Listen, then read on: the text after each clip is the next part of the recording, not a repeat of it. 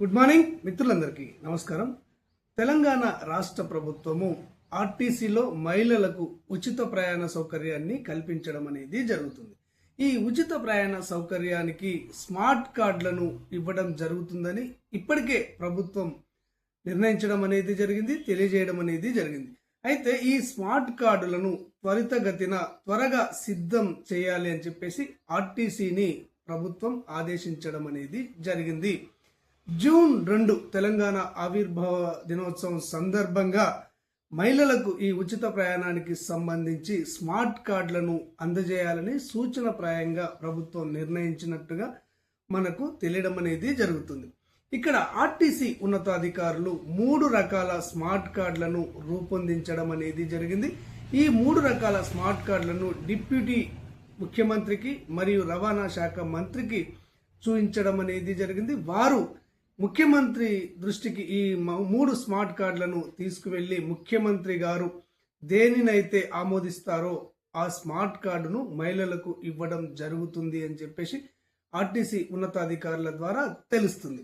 అయితే ఈ స్మార్ట్ కార్డులను ఒకేసారి రాష్ట్రంలోని మహిళలందరికీ ఇవ్వడం సాధ్యం కాదు అని, దానివల్ల సాంకేతిక సమస్యలు రావడం జరుగుతుందని ఆర్టీసీ ఉన్నతాధికారులు ప్రభుత్వం దృష్టికి తీసుకురావడం అనేది జరిగింది.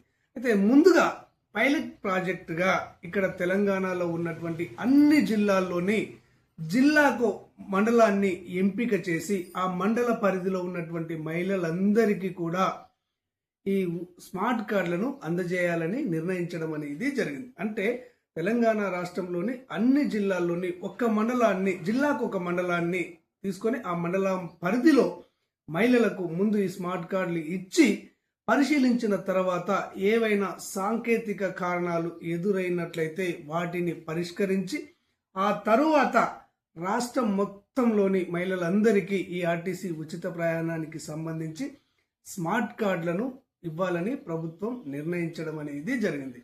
ముందుగా ఇక్కడ అన్ని జిల్లాల్లో ఒక్కొక్క మండలాన్ని కలుపుకొని ఒక 5 లక్షల మంది మహిళలకు ఈ స్మార్ట్ కార్డులను ఇవ్వడం జరుగుతుంది అని ఉన్నతాధికారుల ద్వారా, అంటే ఆర్టీసీ ఉన్నతాధికారుల ద్వారా మనకు ఆఫ్ ద రికార్డులో తెలవడం అనేది జరుగుతుంది.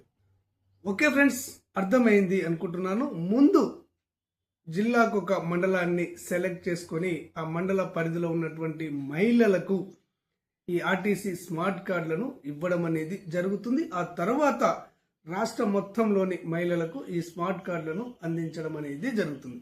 ఈ ఆర్టీసీ స్మార్ట్ కార్డులకు సంబంధించి ఇక్కడ ఆర్టీసీ రూపొందించిన తర్వాత మహిళలకు ఏ విధంగా అందజేయడం అనేది జరుగుతుంది, మహిళలు ఈ స్మార్ట్ కార్డులను ఎక్కడి నుంచి తీసుకోవలసి ఉంటుంది అన్న పూర్తి వివరాలను మీకు వచ్చే వీడియో ద్వారా తెలియజేయడం అనేది జరుగుతుంది. ఈ సమాచారం మీకు తెలియాలి అంటే తప్పకుండా అంతర్నేత్ర ఛానల్ను ఇప్పటి వరకు సబ్స్క్రైబ్ చేసుకున్నటువంటి వారు సబ్స్క్రైబ్ చేసుకొని చూడండి.